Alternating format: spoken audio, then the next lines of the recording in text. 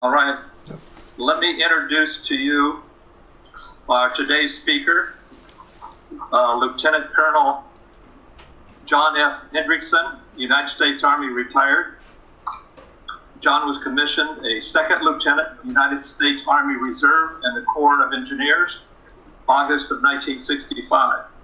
In April 1968, he entered the rotary wing flight training at Fort Walters, Texas, having been transferred to the Armor Branch upon volunteering for active duty, flight training, and assignment to Vietnam.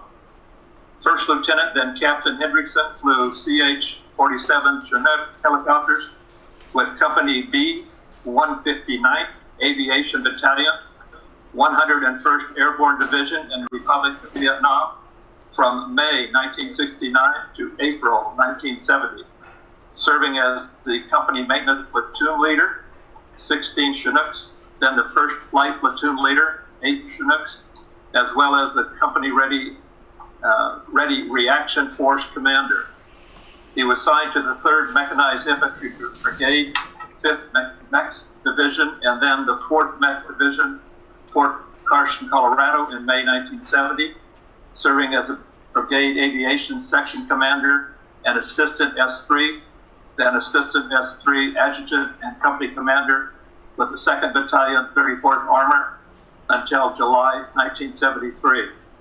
In August 1974, upon completing the Armor Officer Advanced Course at Fort Knox, Kentucky, John reported for duty at Fort Rucker, Alabama, home of the Army Aviation School and Center. He was Chief of Rotary Wing Instrument Training and then Commander of the Student Officers Company, approximately 500 officer students.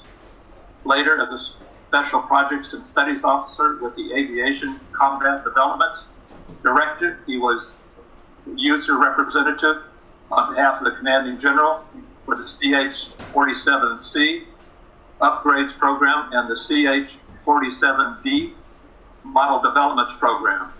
Upon graduating from the Command and General Staff College, John was stationed with the 3rd Infantry Brigade in the Panama Canal Zone, Panama. There he served as a Chief Personnel Services job similar to being Deputy Mayor, Administrator of a small city, 50,000 people. He has received Master Aviation Badge, Bronze Star, Meritorious Service Medal, Air Medal, 16 clusters, Joint Service Commendation Medal, Army Commendation Medal, National Defense Service Medal, Vietnam Service Medal, Armed Forces Reserve Medal, Army Service Ribbon, Overseas Service Ribbon, Republic of Vietnam Campaign Medal, Meritorious Unit Award, Meritorious Unit Commendation, Republic of Vietnam Gallantry Cross Unit.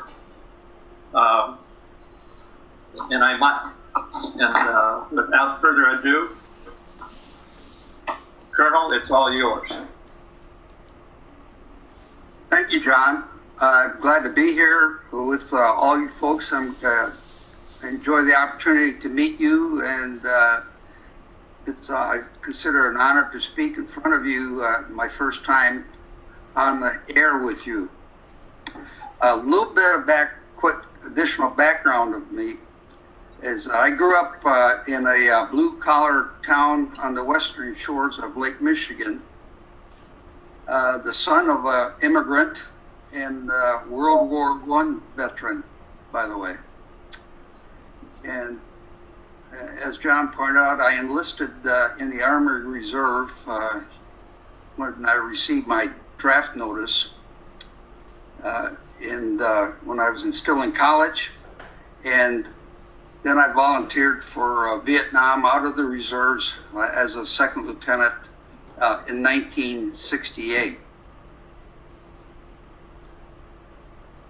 Let me see if I can open this.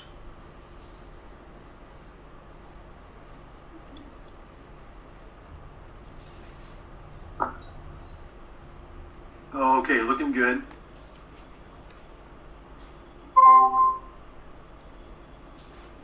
I haven't gotten it. Yeah, you want to minimize that and get your PowerPoint. Yeah, that's what I'm trying to get to.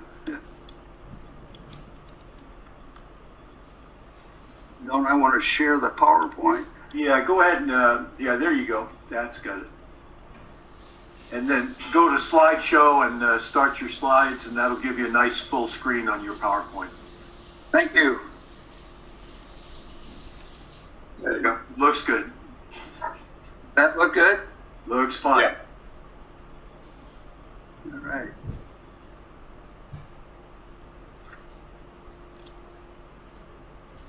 So I arrived in, actually Benoit in early May of 69 after transitioning to the CH-47 helicopter.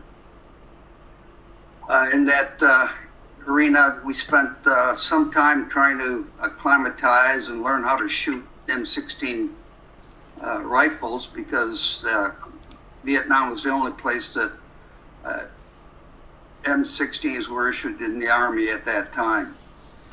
After the orientation, because I was a combat arms officer as well as a pilot, and I was sent there on a flying assignment, I still had to go through the combat leaders course there in the division rear, studying patrolling techniques and all about booby traps and punji sticks, etc., etc. To my surprise, I wound up using those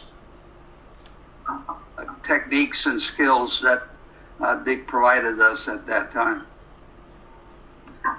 This is a exploded map mural put together by a quite famous Vietnam era helicopter artist by name of Joe Klein, that depicts the area of operations of the 101st during the era I was there. Each one of these unit insignias replicate an aviation company size element that the 101st had in Vietnam at that time. The blue part of the arrow, the light blue part here, depicts South Vietnam. The heavy darker blue is North Vietnam.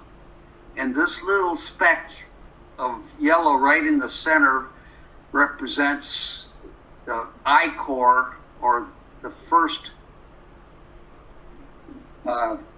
tactical zone in Vietnam.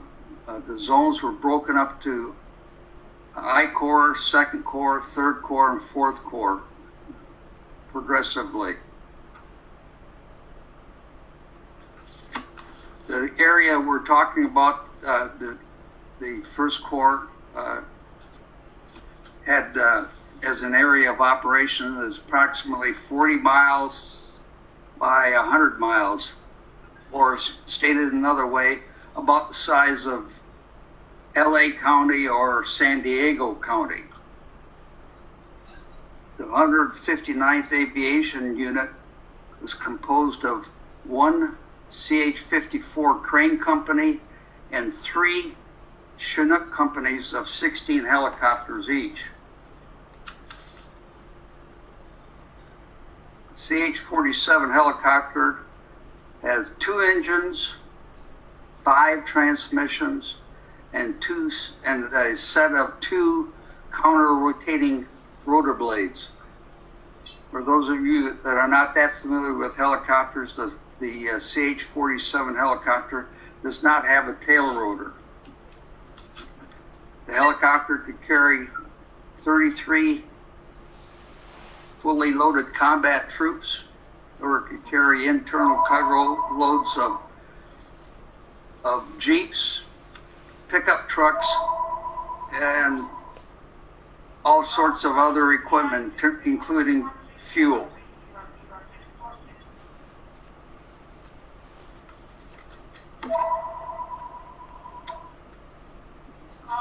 Wait, I'm being disturbed here by a phone call. Hold on for a second, please.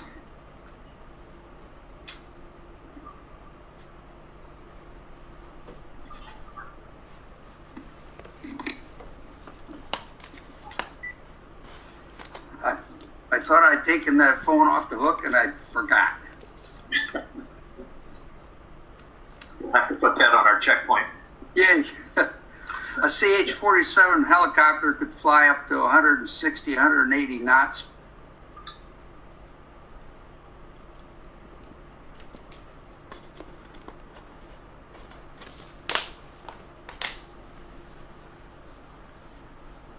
Okay, John, we've lost your audio.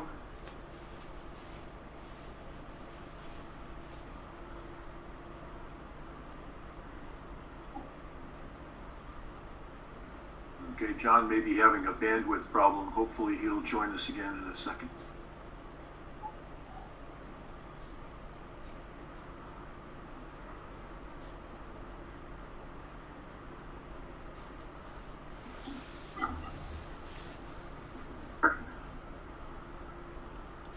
Hello? Yeah, John, you're back, but you'll have to reshare your PowerPoint presentation.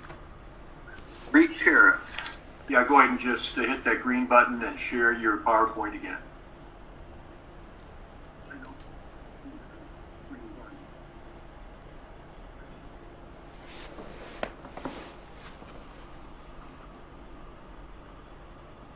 Yeah, if you hover your mouse in the screen with all our pictures in it, you should see that green button that says share screen.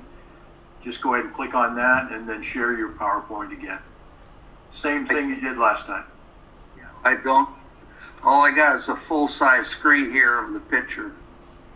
Okay, go ahead and minimize that and see if there's a screen behind it that you can get at the controls with.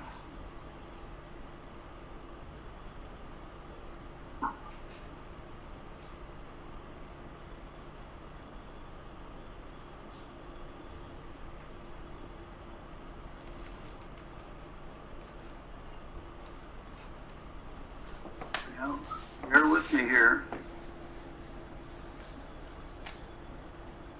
We didn't cover this portion on our training session. No, we didn't.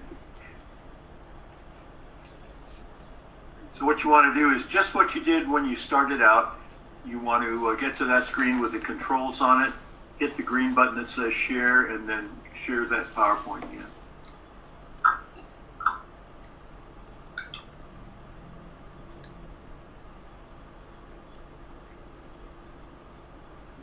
John, if you just can't see that on your screen, you can, if you wish, leave the video conference and then go to your email and click on the link again and just rejoin and go through the startup routine.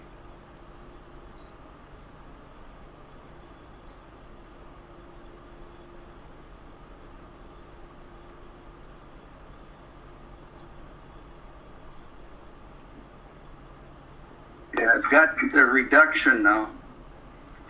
Okay. Now, do you see the screen with all of us on it? I only see you. Okay, that's the one big screen. You should have another Zoom screen. You always have two. And that other one, if you put your mouse in it, you'll see the controls on that screen. You'll have a mute control for your microphone and a video control, and you'll have a green button that says share screen. It sounds like you may have, when we lost you for a second, we may have lost part of your Zoom link. Why don't you leave, well, let's see how we can do.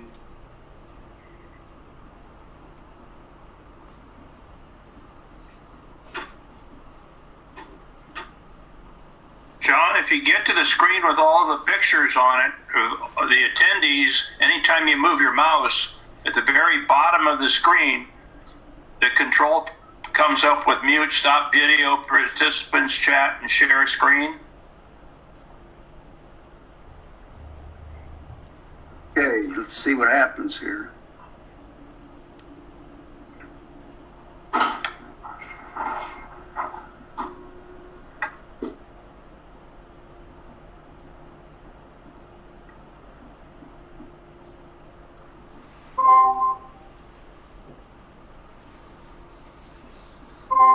Well, I see the additional pictures now.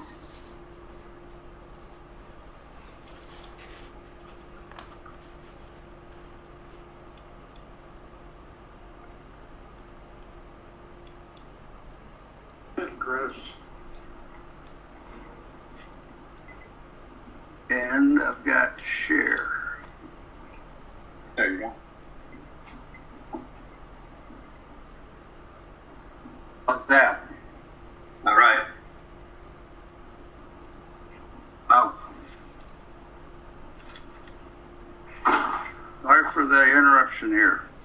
All right. I think we've talked enough about that. Okay, this is part of the area of operations that we flew into. This is the Parfum River, the river behind, right below us. And looking west into the foothills and then the mountains immediately to the west of Camp Eagle. This is Camp Eagle, a sprawling area of Quonset huts, tents, plywood buildings, and helicopters and helicopter pads, constituting some 400 helicopters. This was my home for the 12 months I was in Vietnam, called Varsity Valley. The building in the background is our maintenance hangar. The big tent area there was the motor pool for our wheeled vehicles. And two buildings here in the immediate center left are the officers' quarters with a water tank above there for our washing purposes. And these Connex containers, we had two of these, one on each side of the set of buildings that had weapons and ammunition for the officers in case and when we were under attack.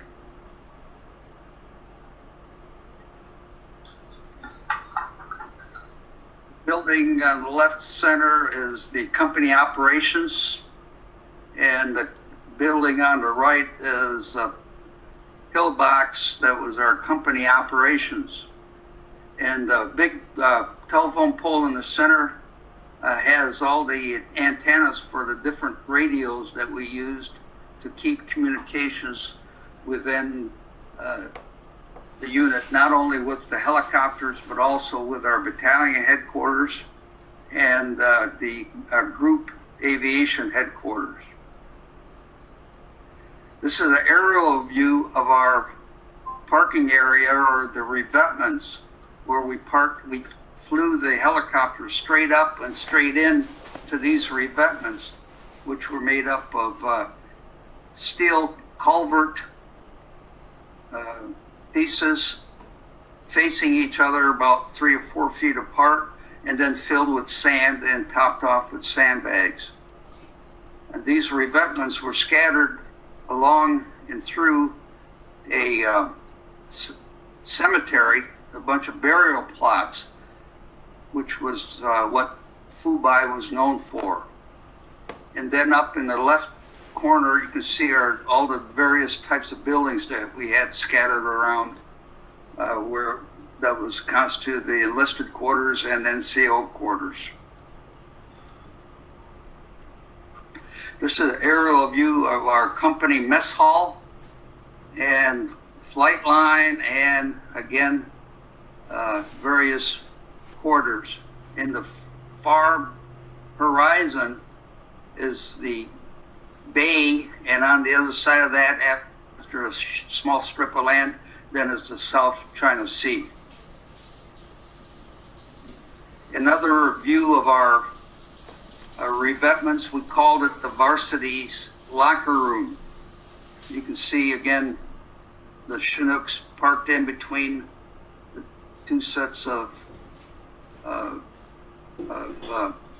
steel culverts and sandbags. And the reason we were parked like that and had those on was to protect them from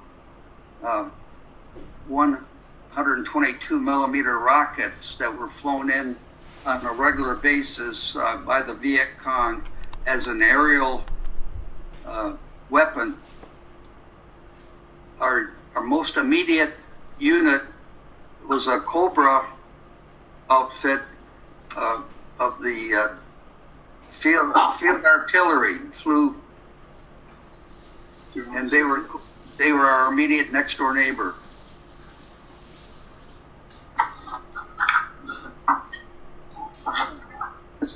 picture of from outside our perimeter, looking in as the Viet Cong would see it coming up the avenue of approach. We have double sets of concertina wire spread out, and then had 55-gallon drums of flue gas buried on a 45-degree angle with claymore mines immediately behind it.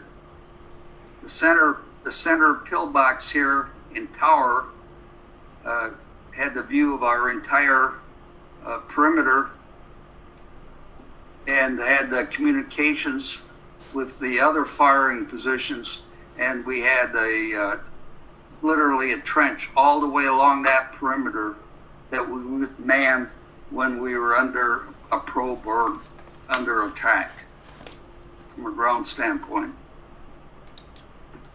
So one of the other additional duties I had as a combat arms officer was to patrol that entire area on a regular basis to make sure that the Viet Cong had not been in there digging trenches or setting up booby traps and everything else.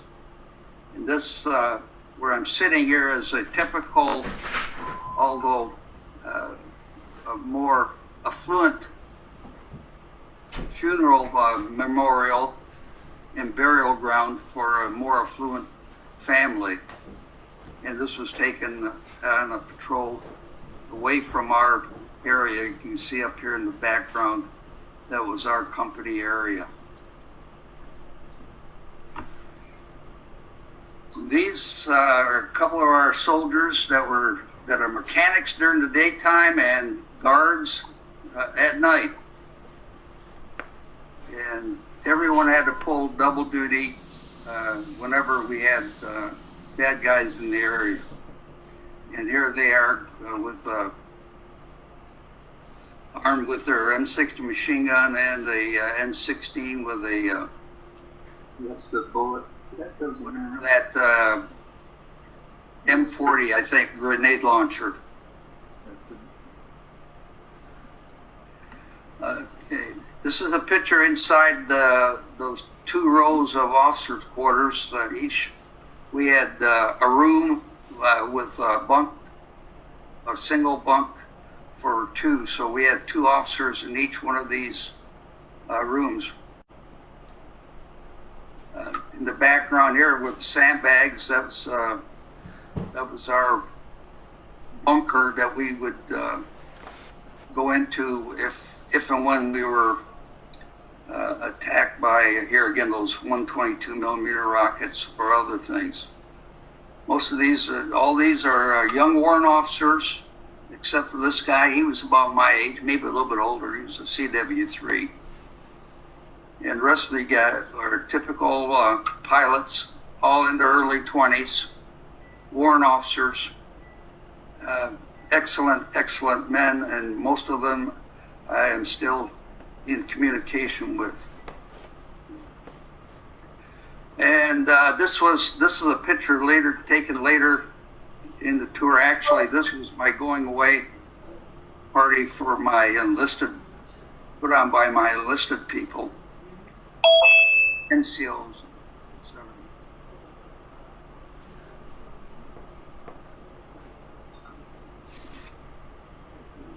What did we do?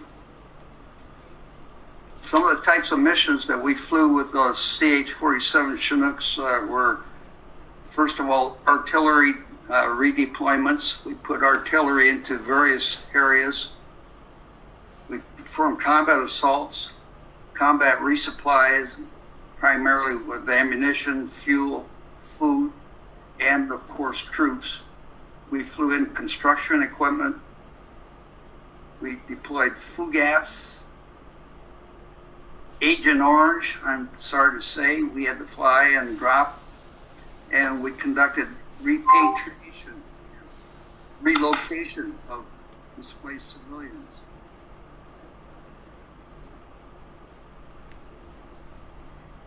This is a typical fire support base along the along the mountains and overlooking the Ashaw Valley.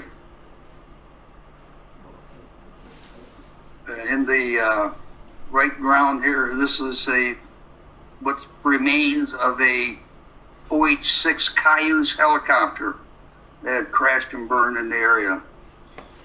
And this area here is typical leftover empty ammunition containers, etc., on the sling load, awaiting to be picked up and flown out.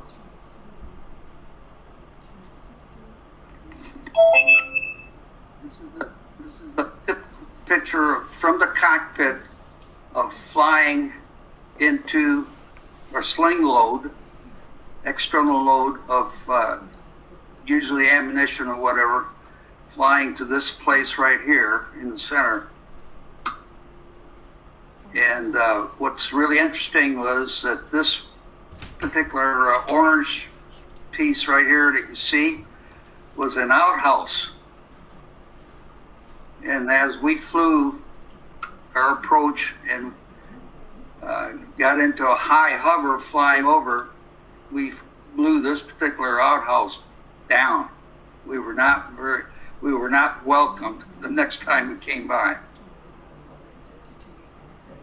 Okay. Once again, this is another fire support base that gives a view of the mountain range. There's a valley in between here.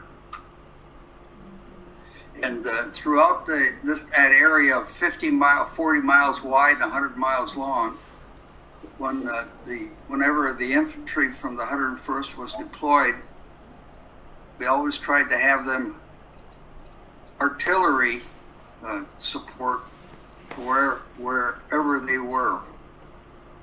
And in this particular case, looking at these 105 howitzers, the way their tubes are pointing up, we have troops that are deployed very close in to this fire base.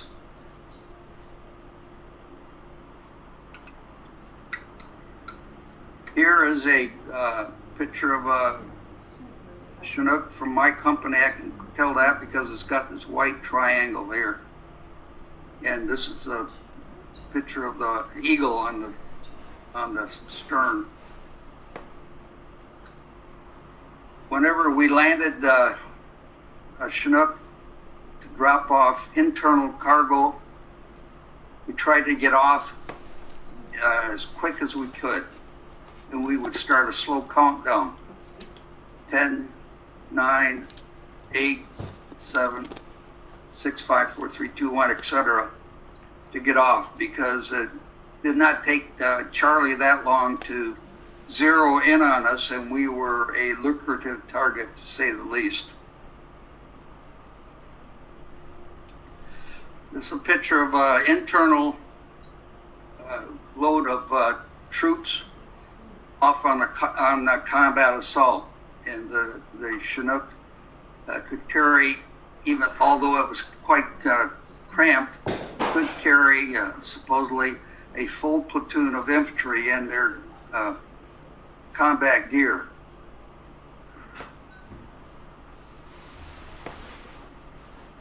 One of the more dangerous operations that we performed out of the Chinook was to fly and prep an LZ. Whenever we had been into a particular landing zone, the Viet Cong would always go back in there and booby trap the entire area. So when we were to come back into the area, it had booby traps all over it. What we did was fly at 500 feet and at 80 knots with a sling load of foo gas mixed in 55-gallon drums. And we would fly over that and drop those 55-gallon drums into that area and set it off with thermite grenades. Then that would hopefully burn off the tripwires and set off secondary explosions to allow then Huey helicopters that would be coming in right behind us with to unload the infantry. So this was a prep prior to a combat assault by Hueys.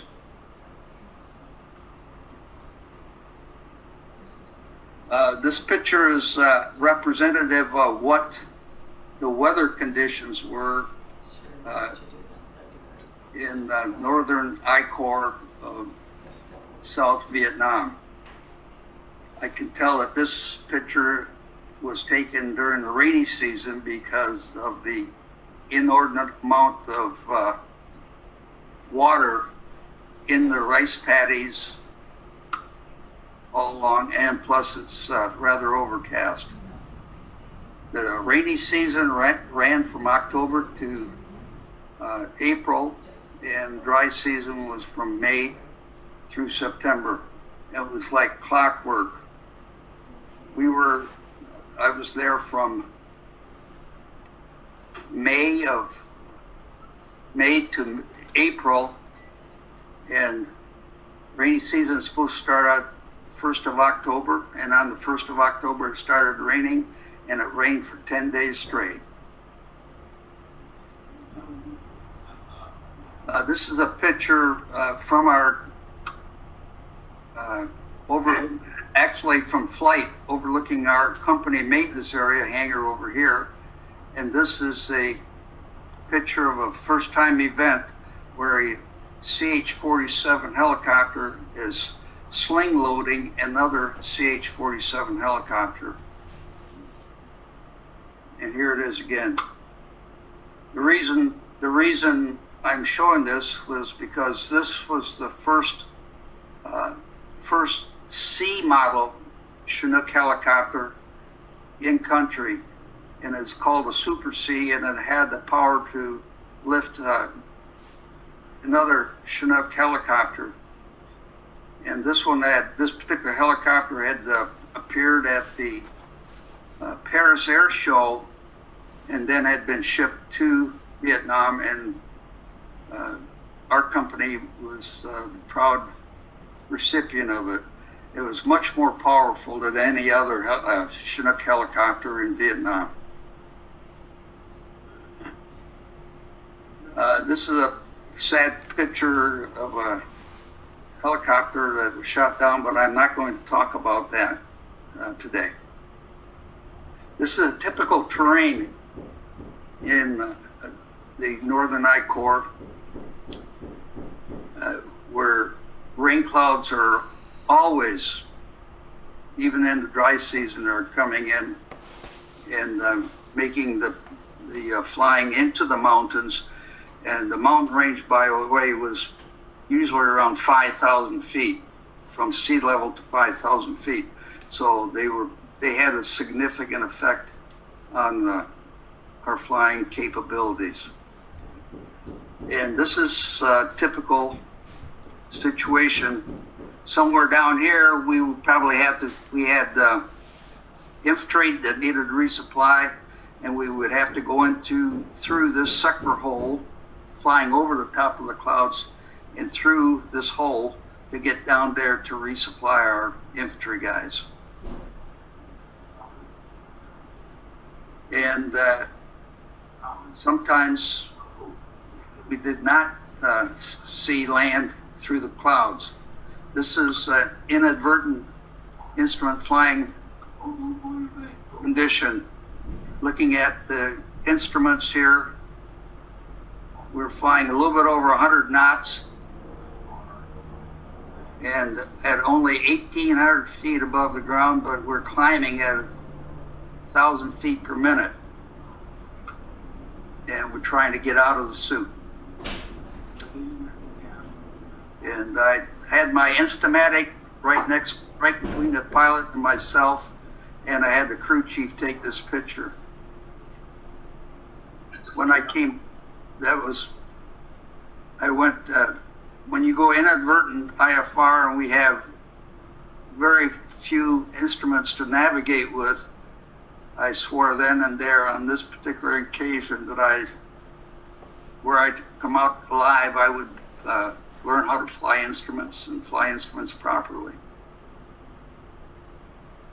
Yeah, here I am again. I am now a seasoned aircraft commander and flight platoon leader, and I can tell the difference between us. That in the first picture I was wearing a ammo belt with a 45, and in here I'm wearing a split leather holster with a 38 caliber pistol.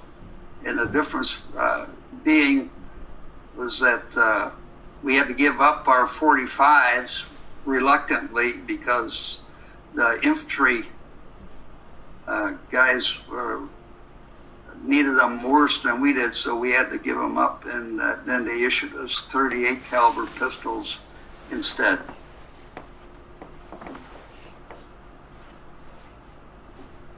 Here I am sitting in the left seat of CH-47, and I was flying here with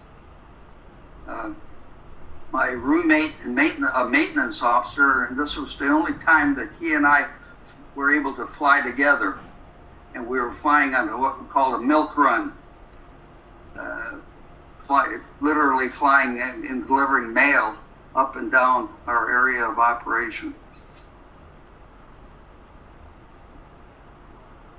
I flew for 12 months in Vietnam, and we did not lose an individual. We lost a couple of aircraft, but not any crew members until April 9th, 1970. We then lost another crew member on April 13th after I'd stopped flying, and, as I was preparing to return back to the United States. After I got back to the United States, and here again, we had not lost a crew member. We lost the entire Chinook and the full complement of crew, the 2 pilots and the 3 crew members. And a week after that, we lost another CH-47 with another total number of 5 crew members.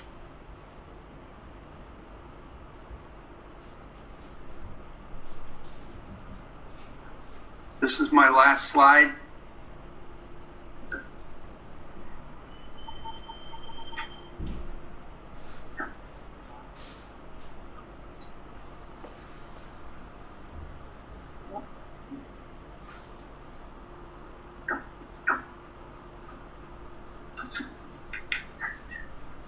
In the presentation. Does anybody have any questions?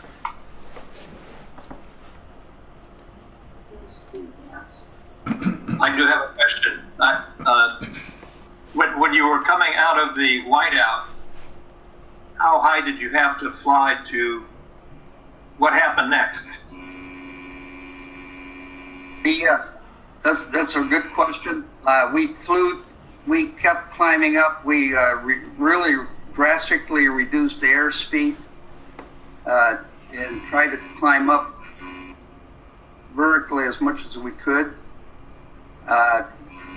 probably up to 5,000 feet till we got above the clouds. Then we turned towards the coast, turned east towards the coast, and flew until we got into an opening. Good question. What was your normal, was there a normal that you flew? Normal altitude? Altitude, yeah. Our normal altitude was either real low, treetop, or above 3,000 feet. And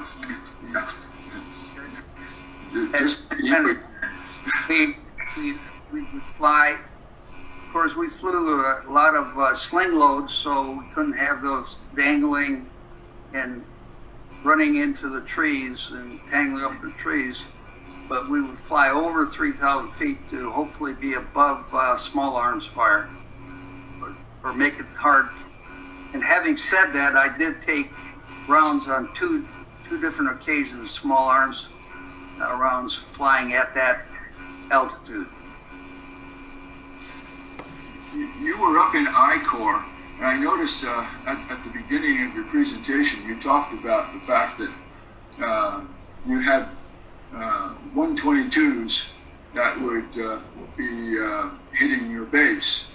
And you said they were VC. Were there VC units that had 122s? Because down where I was, down in 3 Corps, we had nothing like that. We just assumed that if there was a 122 involved, it was all North Vietnamese. Well, that's a good question. We actually had more North Vietnamese regulars in I Corps than we had Viet Cong. But the times that we had attacks like by the 122s, they were actually Viet Cong, because the supply line, from North Vietnam went through the Ashaw Valley, which was the major supply route, even down into lower southern South Vietnam. So the BC had plenty of supplies from the North Vietnam, or from the North Vietnamese Army. Good question. Who built the CH-47? Boeing Vertol. Okay. They're still making them in Philadelphia. They are the premier, they are and have been the premier helicopters now employed in Afghanistan and other places around the world, because of the fact that they are able to fly at high altitude, high density altitude, and carry a big load.